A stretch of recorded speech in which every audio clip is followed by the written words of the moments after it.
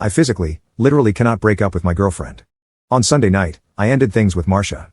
I sat her down in our kitchen, managed not to cry as I explained that I couldn't see a future between us, and she was fully moved out of our apartment by midnight. I insisted that she didn't have to do that. She could sleep on the couch while looking for a new apartment. I didn't mind her staying, but she assured me that she would be fine. She could stay with her friend. I even helped her get a couple of suitcases into her car. I texted my mom and my close friends to tell them that we'd broken up. Everyone was incredibly supportive, proud, and sorry that things didn't work out. I fell asleep watching Netflix, slightly sad about the absence of Marcia in our bed, but knowing I'd done the right thing for myself. The next morning when I woke up, I heard movement in my kitchen. I assumed it was Marcia coming back for something she'd forgotten. But when I opened the bedroom door, I smelled breakfast cooking. It smelled like pancakes. Oh, God. I thought, does she want to try and change my mind?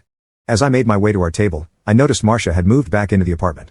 Somehow, without me waking up, her posters were back on our walls, her coats back on our coat rack, her shoes by our front door. Everything was back to how it was. As soon as I sat, she put a plate of pancakes in front of me and kissed my head muttering, "Morning." Before I could open my mouth to protest, she put a bottle of syrup next to the plate of pancakes and began talking about her day. "I won't be home until late tonight because something came up at work. Will you be okay?" I felt like I was losing my mind. "Marcia?" I asked earnestly. "What the heck are you doing here?" Then she looked at me like I was losing my mind. "I live here?"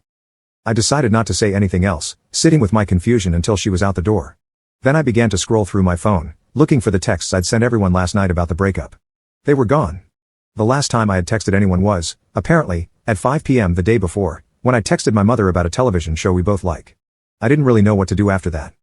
The memories of the breakup felt surreal, so visceral, but clearly, it had never actually happened. Finally, I had to accept the fact that it was most likely just a hyper-realistic dream, my subconscious acting out the breakup that I had been planning. Confused but determined, I decided that tonight, I would actually break up with my girlfriend, Marcia, and I did exactly that. She got home from work. I was waiting at the table for her. I told her we had to talk, and she sat.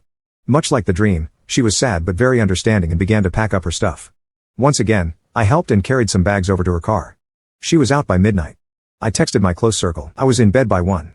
When I woke up in the morning, she was in bed beside me. I was immediately alarmed, waking her up with my gasp of discomfort. "What is it? Are you okay?" She started. "I broke up with you last night." I informed her. "Why are you still here, Marcia?" She looked confused. "You had a dream we broke up, Leon?"